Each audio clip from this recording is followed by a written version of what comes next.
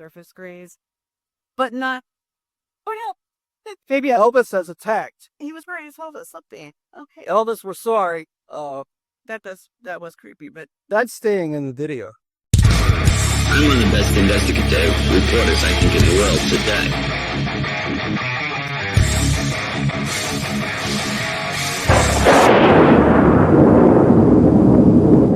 so we're talking about two major books that are coming out within a short period of time later this year. The first one being Peter Guralnick's long-awaited book about Elvis and the Colonel, aptly titled The Colonel and the King. And the second being Priscilla's new memoir, which was recently announced will have a publication date of September. She's got another one? Yes, she does. All right. Is she just going to write a book every year or what?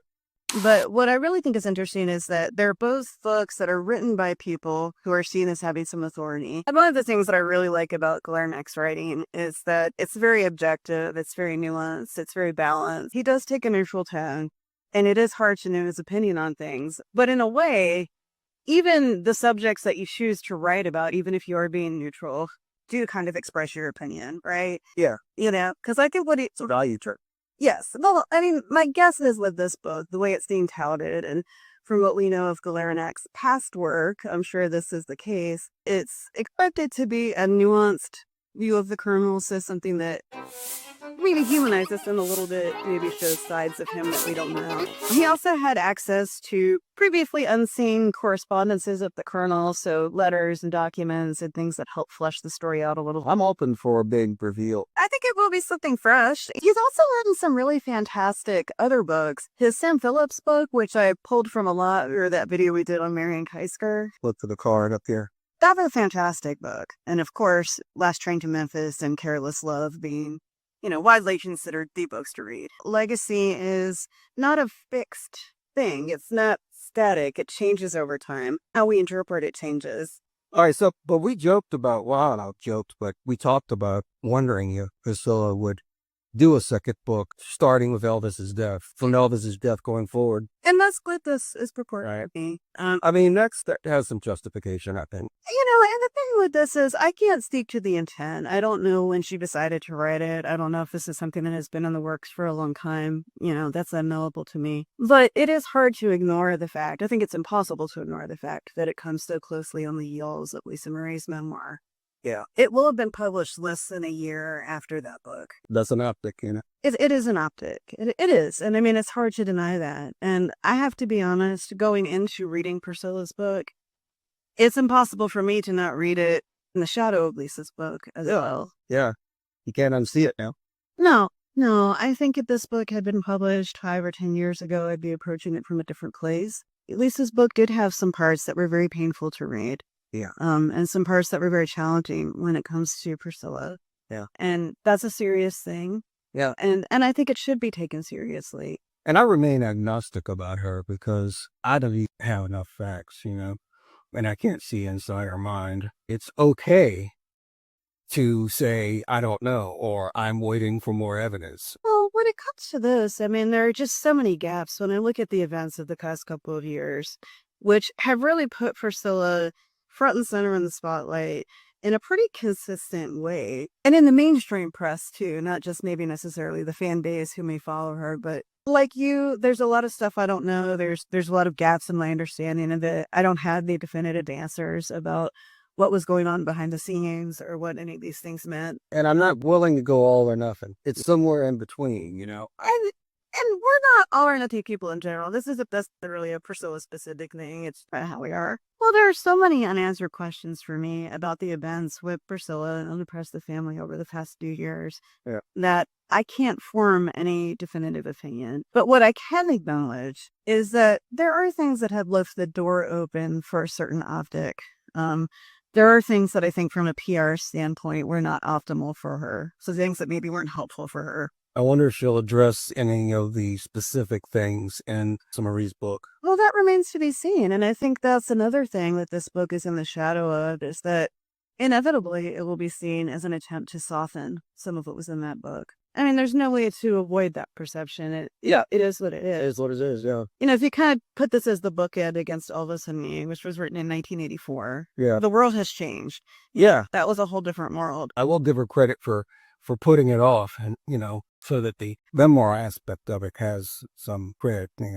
And that's one thing that I think is worth noting too, is that biographies and memoirs are different. Memoirs have a little bit more flexibility and fluidity. I'm not saying that necessarily is always something that bodes well for the accuracy of a book. But you still have to worry about, well, was this biographer biased? And if so, how? Let's address this a little bit. Well, because I think when we look at Priscilla, this will be, in my opinion, the fourth major work about her, the fourth major book in her narrative. First one, of course, being Elvis and Me. The second being Child Bride. The third being Lisa Marie's Memoir. Yeah. And then the fourth being this. And those were all, I was thinking about this earlier, those books are all products of their time in different ways. I think they all reflect not just different intents, but a different moment in time and culture and what people wanted and what was marketable. If you go back to Priscilla writing Elvis and Me in 1984, I think what people wanted from a celebrity memoir was a little bit different then. And what people wanted from this memoir was very specific. It's a very different time now. And also, when she wrote that book, this was kind of at the beginning of her forming APE and opening Graceland. And so, yes, I think it's fair to say that it was part of her personal branding as well. And I'm not saying that with judgment. I'm not pro or con when I say that. I'm just, objectively. I'll go out on limb and say she did do a great service to Graceland.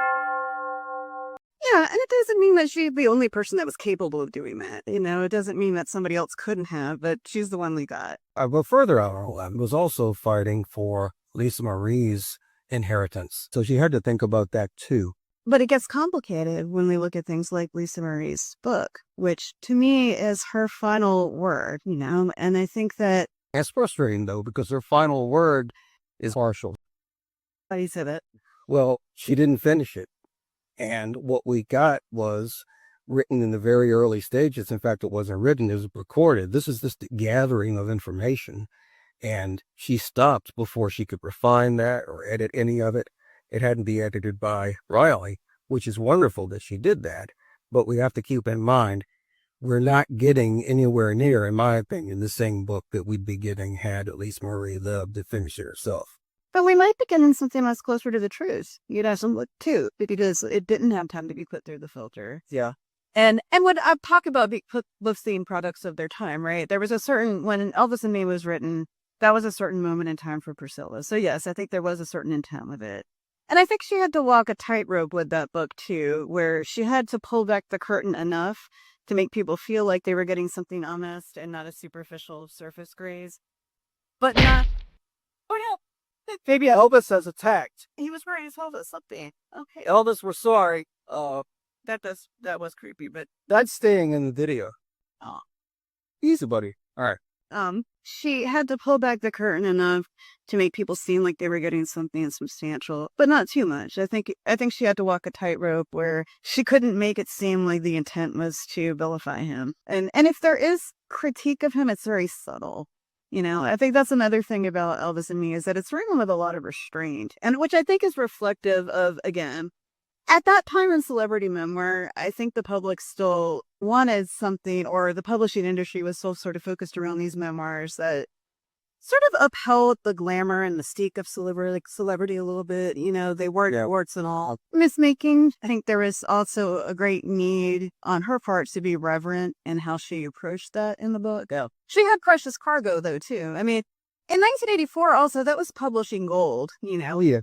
When I think of the cover of Elvis and Me, for example, it just takes me so back to the 1980s. It's kind of romantic, a little melodramatic. It's a certain kind of book. Do you know what I'm trying to say? Or it fits the sensibility of the 80s. Yeah, and in a TV movie, did it come on the same time as the Thornbirds or something? It was very full. Yeah, it was in the vein of like the Thornbirds. If you think of the things that were popular then, the Thornbirds, all the nighttime switch up. Not coincidentally, Priscilla's Garden. I always forget that she was in that. Well, she was well suited to it as She's a serviceable actress, Funny with the TV movie because I was thinking about this. I had initially expected that the Sofia Coppola movie, just by virtue of being a Sofia Coppola movie, would have to be better than the miniseries. And I was so surprised that I didn't think it was. Yeah. But you're right. I think part of the reason for that was that it was so well suited for a TV miniseries, that actually I think it's, in terms of being an accurate representation of the book, I think it's leaps and bounds of the Priscilla movie. That's where narrative agenda comes in too, because I think that movie is much more about Sofia Coppola Me too. than it's about Priscilla or Elvis, And that's kind of the irony, is that this was touted as, they changed the name of the property from Elvis and Me to Priscilla. So it was touted as finally the story solely through her eyes. Yeah. And you get nothing of her. And Miles, that being a wasted opportunity, because it was at the puppet show. It was just, there was no there. It wasn't. You learned nothing about Priscilla. And I wanted this to be good. Yeah, I was hopeful it would be. Yeah. But I was very let down by it. And also, when you kind of think about another thing that might have prompted Priscilla with this memoir, I noticed in the marketing for her new memoir, it makes a big deal of saying that she'll reveal things like how she really felt about this movie, the Priscilla movie. And that makes me wonder, was that an attempt to distance herself from it a little bit? That could just be hype to get people to buy the book, but It could be a little of both. But it made me wonder, of course she supported the movie and she endorsed it, but she was very selective in how she talked about it too. And I think it turned out like she wanted it to. No, it was decently received by critics. I think in terms of audience reception and certainly fan base reception, I don't think she was expecting it to be as polarizing as it was, maybe, Maybe she was hoping lightning would strike again. Yeah. And that's another thing. When you kind of look at, again, the events of the past couple of years, just like it's hard to ignore that this memoir comes on the heels of Lisa's book, it's also hard to ignore that the Priscilla movie came on the heels of Faz's movie. Yeah. Because the Elvis movie was still playing in the theaters when it was announced that the Priscilla movie was going to be made, and it was released a year and some change afterwards. There is an optic with that timing. I don't know what the intent was, but it's hard not to notice the optic. Well, lately she's, for the past few years, it seems like she's always had a Elvis iron in the fire. Yeah. She has the animated series. Oh, I always forget about that. Agent Elvis. Yeah. Yeah. Yeah, she was. Yeah, she provided the voice to her character in that. I totally forgot about that. Yeah. I think that was a polarizing thing too. Oh, yeah. And I think it was largely a blip that largely went unnoticed outside of the fan base. I wouldn't have showed it to my grandmother. I would have been embarrassed to watch it with her, that kind of thing. But I knew for what it was. I enjoyed it. I thought you spot. I really liked Scatter. Yeah. Scatter needed to get some love, I think. Yeah. Who's going to do the Scatter book? The Scatter biography. That's the one. That's the one we should. That's the That's Guralnick.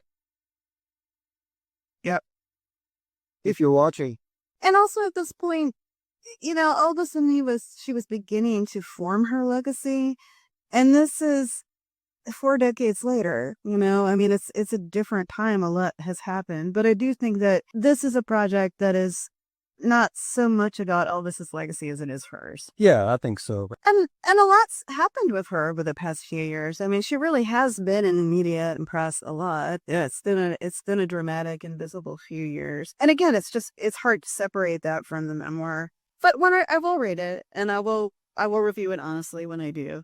And I'm not going in with a bias one way or the other. I'm not, I'm just willing to let it be whatever it is. One thing I say about the Memphis Mafia sometimes, and I think it probably applies to Priscilla too, is that after they met Elvis and got within his orbit, they only had a partial say in what became of them and what their lives were like.